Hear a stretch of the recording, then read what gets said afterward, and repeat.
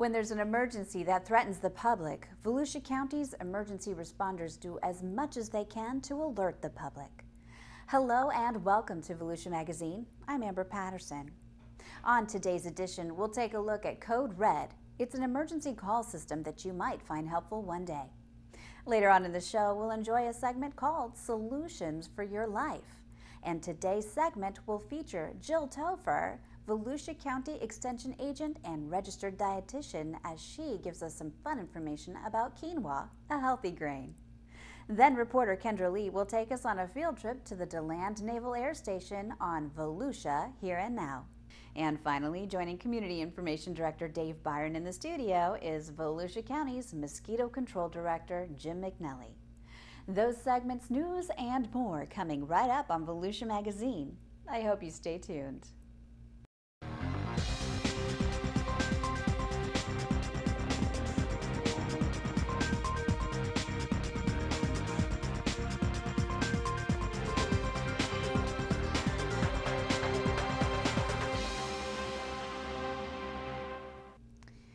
There's a growing safety problem in the airline industry involving lasers being pointed at airplanes. Within the last month and a half, there have been 9 reported laser incidents at Daytona Beach International Airport and 2,500 incidents nationwide. Lasers are a particular danger because it starts out small, and as it goes up in the air, the laser will actually spread out, and when it hits an aircraft cockpit and the imperfections in that cockpit window will cause the light to spread out and blind a pilot. And not only blind a pilot, but could cause permanent eye damage. These incidents occur when a pilot is hit by a laser pointer from the ground aimed at an aircraft, usually on takeoff or landing, which is especially dangerous. The majority of reported incidents have come from the beach area. The lasers that we've been discussing are relatively inexpensive, and that's the problem. Anyone with 10 bucks in their pocket can get their hands on it and start shining it at aircraft right away. And that's the problem, is that kids on the beach, they don't think anything of it, and the next thing they know, they're shining it up at an aircraft. And that's why we want to get the message out that this is a serious event, and that if you are caught, you will be prosecuted. So do not take it lightly. Aircraft officials urge anyone who sees activity dealing with lasers pointed toward aircraft to call 911 immediately. When there's an emergency that threatens the public, Volusia County's emergency responders use several methods to alert the public. County employees send news releases to news media. They post message boards on roads, turn to social media, or in some cases, officers go street by street with bullhorns. Another public notification emergency tool used by the county is an emergency call system, and it's called Code Red. When a situation such as a boil water notice, an evacuation order, a bioterrorism event might be suspected, or a child is missing, Code Red will be calling all the registered phone numbers in the affected area. But the number must be in the Code Red database, which is different than the database that is used for 911 calls. I believe everyone should be registered with Code Red. This is going to be the quickest way for you to get an alert of something happening in your area. You can set off these alerts geographically. You can set it off. We can set up call groups, just anything. We can set it off for amber alerts, hazardous material spills, and of course for weather things. But I think everyone should be registered just to be informed for that stuff. The staff at the Emergency Operations Center also is working with area utility companies to obtain customer phone numbers. When the county issued a boil water notice recently in southwest Volusia, many customer phone numbers had not been entered into the Code Red database, or the phone number on file had been changed. It's a good idea for all water service customers, regardless of the jurisdiction in which they live, to provide an accurate phone number that can be called in the event of an emergency. Volusia residents can register their phone number in the Code Red database by calling Emergency Operations Center at 386-254-1500. The Florida Department of Health in Volusia County is encouraging parents to get their school-aged children vaccinated now to avoid long lines just before the start of the school year. And all students entering 7th grade must have the Tdap vaccine, which protects against 3 potentially life-threatening bacterial diseases of tetanus, diphtheria, and pertussis, better known as whooping cough.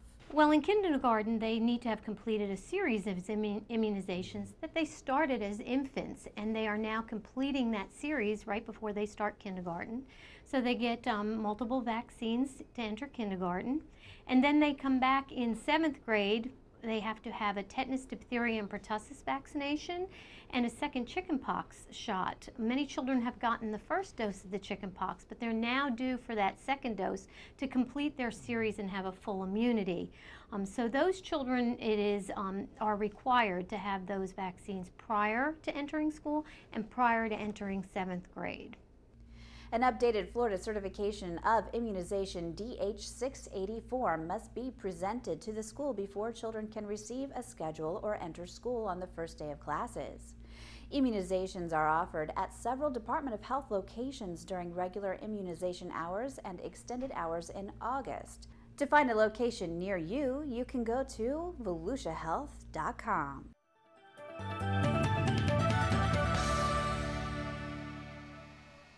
I'm Volusia County Chair Jason Davis, asking for you to help us make our roads safer for motorcyclists. You can save a life by looking twice and following these safety tips. Double check traffic at intersections before you pull out. Check your blind spots before changing lanes. Stay focused on your driving. Leave at least a 4-second distance between your vehicle and the motorcycle in front of you. Remember that failing to yield right of way can result in the death of a motorcyclist. Museums are the legacies of our culture and give context to the rich history of our society. Today, Volusia Here and Now reporter Kendra Lee will take us on a tour of DeLand's naval history.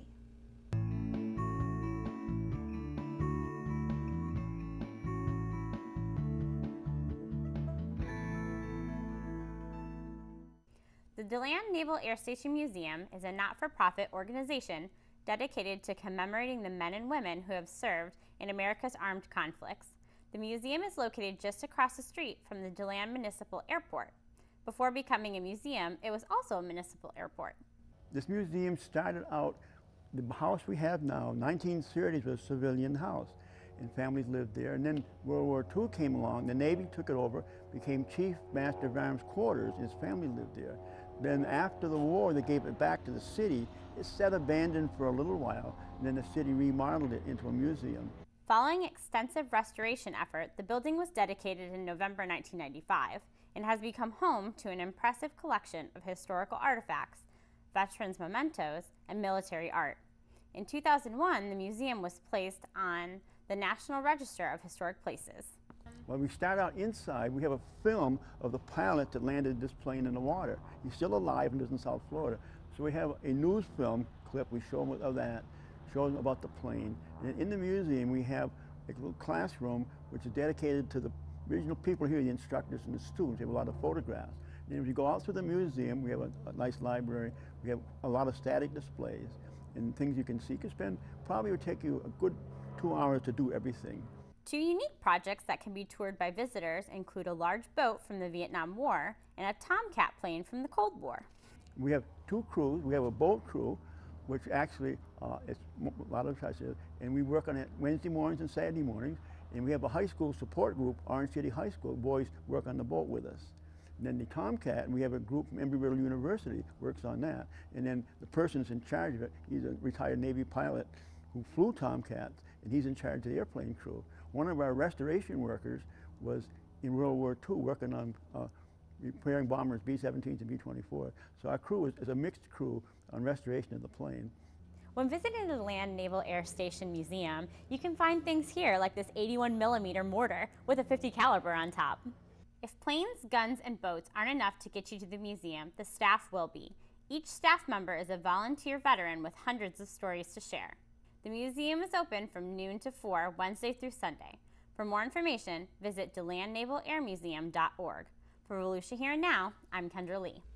Time now for some solutions for your life. And today, Jill Toffer, University of Florida Volusia County Extension Agent and registered dietitian, discusses the healthy benefits of quinoa, a healthy grain, and she'll demonstrate how to prepare it.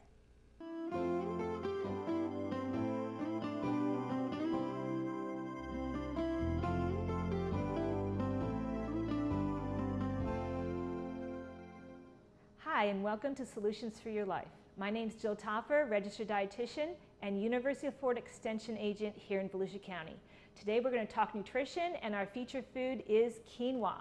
Now, quinoa is a whole grain, and if you look carefully at it, you'll actually see it's a seed. It's very nutritious, and it comes to us from the Andes Mountains from South America. It actually was a staple food of the ancient Incas. What you need to know about quinoa and why it's so special is it's packed with nutrition. You've got a lot of B vitamins here, magnesium, manganese, iron, folic acid, and a very high fiber content, so that's heart healthy. But what really makes quinoa special is its protein profile. It's a complete protein, which means it has all 9 amino acids for the building blocks of protein. Now, when you go to the store, you're going to see that there's different colors of quinoa. The most popular is this ivory, and you can also find it in red and black. You can get it at the whole grains aisle. You're also going to find it in the gluten-free aisle. What you want to look for when you purchase the quinoa is make sure it says that it's washed. And the quinoa we're going to cook today already says pre-washed on the package. If you buy it in bulk, it's not going to be pre-washed, and you're going to have to rinse it in cold water with a sieve or something small enough so that the little seeds don't fall through. It's because there's a coating around the seeds that are a little bit bitter, so make sure you pre-wash it if it doesn't indicate it on your package. Okay, so now we're ready to cook. We're going to prepare basic quinoa. So it's always 2 parts liquid to 1 part quinoa. So 2 cups of water, and then we're going to use our pre-washed quinoa, and we're going to use a cup. Very easy. Now, quinoa has quite a plain flavor, a little bit nutty. It's got a nice texture, but you're going to want to find what seasonings work for you, because you're going to want to jazz it up. If you've never had quinoa before, think of it like rice. You're going to use it as a side in soups. It's used a lot in salads. So whatever works for you as far as flavor. 2 cups of chicken broth works really well when you're cooking to kind of pump up the flavor. So I'm going to turn this on high because we want this to fully boil. Once it's boiling, we're going to turn it down to simmer. We're going to cover, and you just wait 15 minutes on simmer, and you're going to have a nice, light, fluffy texture. The germ actually cracks, and it's going to absorb the liquid fully, so you can tell it's done. So here's our finished product. The quinoa's absorbed all the liquid, and it's ready for your favorite meal, whether it's hot at breakfast, a side dish for lunch, in a salad with your favorite vinaigrette, or in soups. Again, find your favorite seasonings, vegetables, or legumes. Try it with quinoa. I think you'll enjoy it. As we move away from highly processed foods with added fats, salt, and sugar, this makes a great nutritious addition for your family. If you need further information, please contact us with the information at the bottom of your screen. With Solutions for Your Life, I am Jill Toffer. Time now to join Community Information Director Dave Byron in the studio as he sits down with Mosquito Control Director Jim McNelly.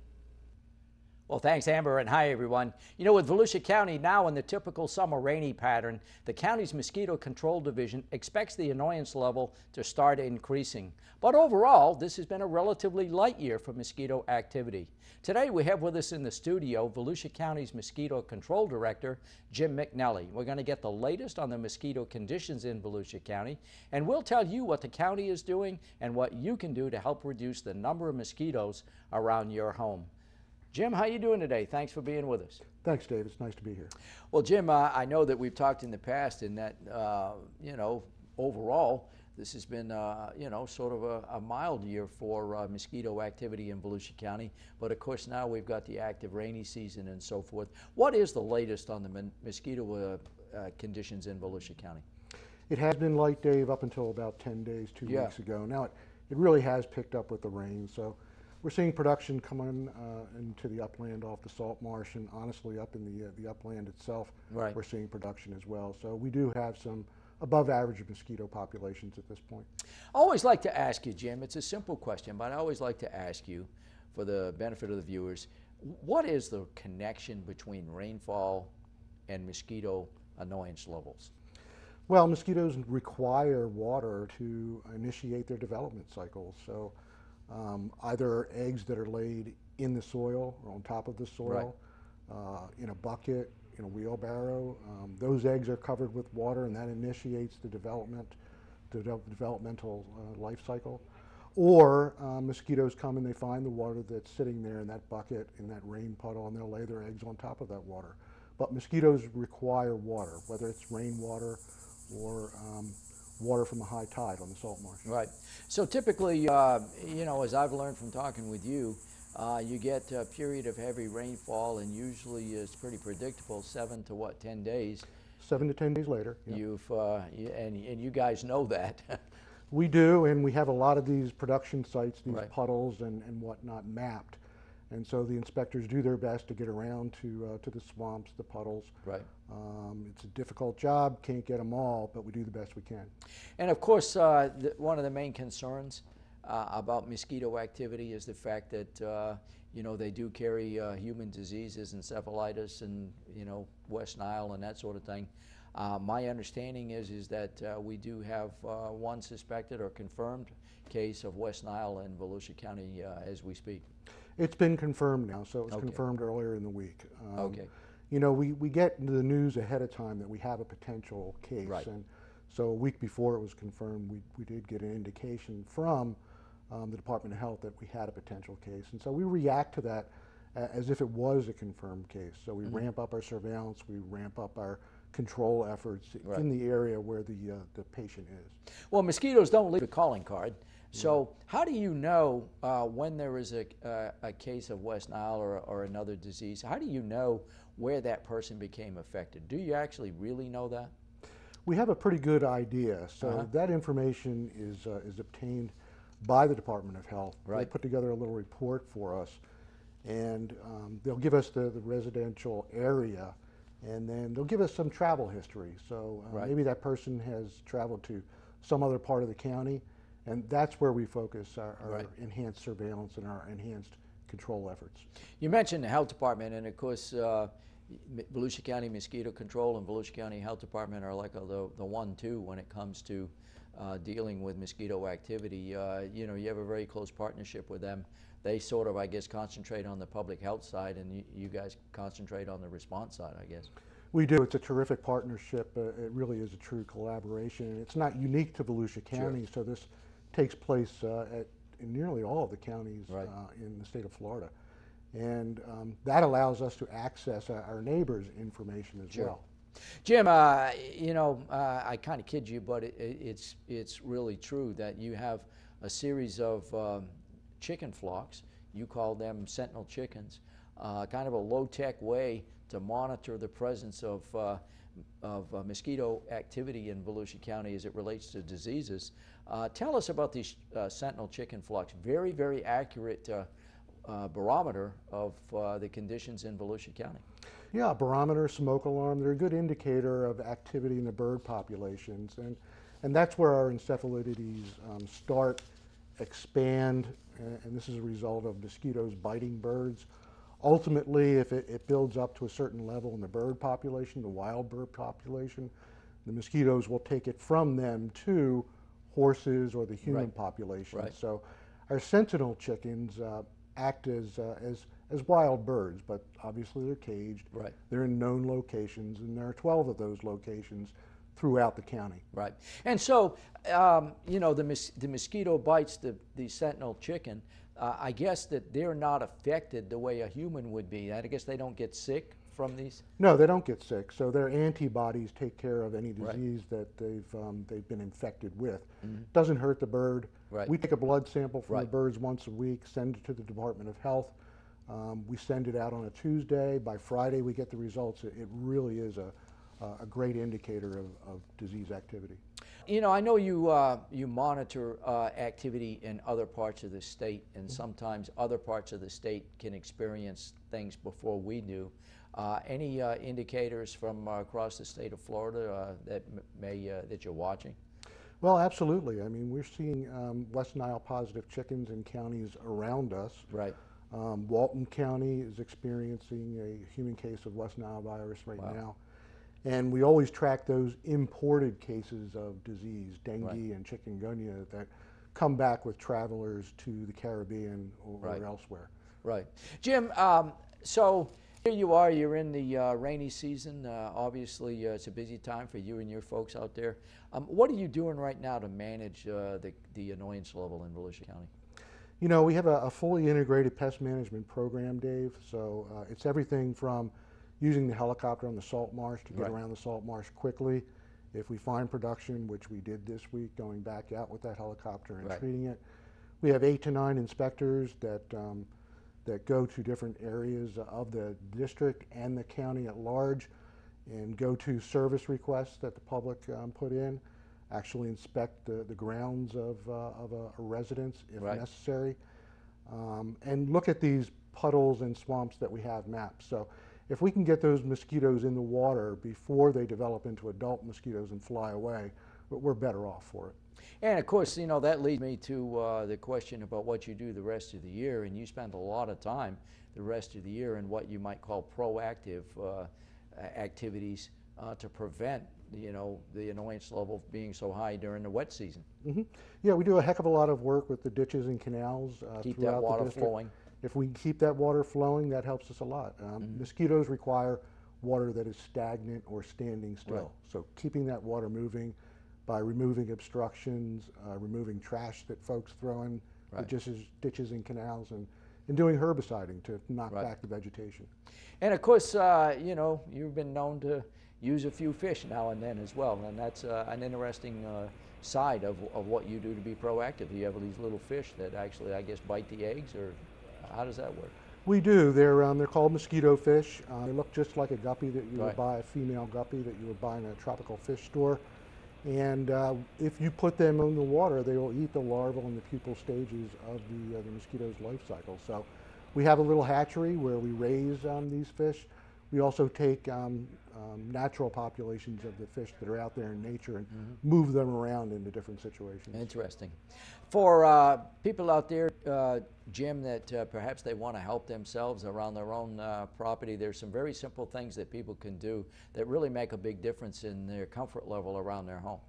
They can do what I do every week, Dave. So if they'll just take a walk around their yard and look for any container that is either holding water, tip that over, or if possible, maybe it's an unnecessary container, throw it away, or flush it, flush your bird bath once a week. But if people would just do that once a week during the active season from March through October, it'll help themselves and their neighbors immensely. And it doesn't have to be a large container. It can be a very small container, which can really lead to a lot of mosquitoes. It can. Just a bottle cap can produce, oh gosh, you know, 100 or more mosquitoes over the course of a season. So it's not just those wheelbarrows or gutters or bird baths. It's things as small as a bottle cap or you know, a discarded potato chip bag. For people that like to be out and about, of course, just about everyone in Florida is out and about, like to walk, run, you know, golf, whatever it might be. What advice do you have for people, particularly if they have any concern about compromised immune systems or that sort of thing? Well, if you can, you know, most mosquitoes are active between dusk and dawn. So if you can avoid those time periods and do your outdoor activities during the day, for the most part, you'll avoid most mosquitoes. There are some mosquitoes that are active during the day. So if you can, and this is Florida, so it is hot and humid, long pants, long sleeves when you can. If you can't do that, then use one of the recommended repellents. And if people will just go to our website, volusia.org, click on the services menu. Through the mosquito website, they can access the CDC's website, where you'll get a list of 5 or 6 different repellents that do work. And the active ingredient, as you've told me numerous times, is DEET, DEET. Yeah, there's not much better. It really is the gold standard in terms of repellents. And I always like to just remind folks, the chemicals that you use, your folks are all professionally licensed, trained, and that sort of thing, and the chemicals are all regulated, and people don't need to be concerned about any damage to their animals or their plants or themselves. No, when used properly, and we always use them properly, we're using chemicals that are regulated, that have been certified Right. by the EPA, by the state of Florida. As you said, everybody is licensed through the state of Florida, receives education to maintain that license on new technologies, and all of our equipment is properly calibrated and characterized. Sure. And Jim, as we close, you know, obviously the county council is going into budget season. The county budget for next year gets adopted first and third weeks of September. You're a part of the county government budget. How do you fit into the county overall budget scheme?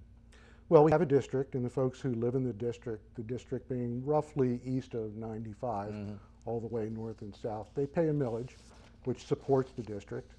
And then we have contracts with the cities outside of the district, like DeBarry and Deltona and DeLand, and we provide services to them when they request it.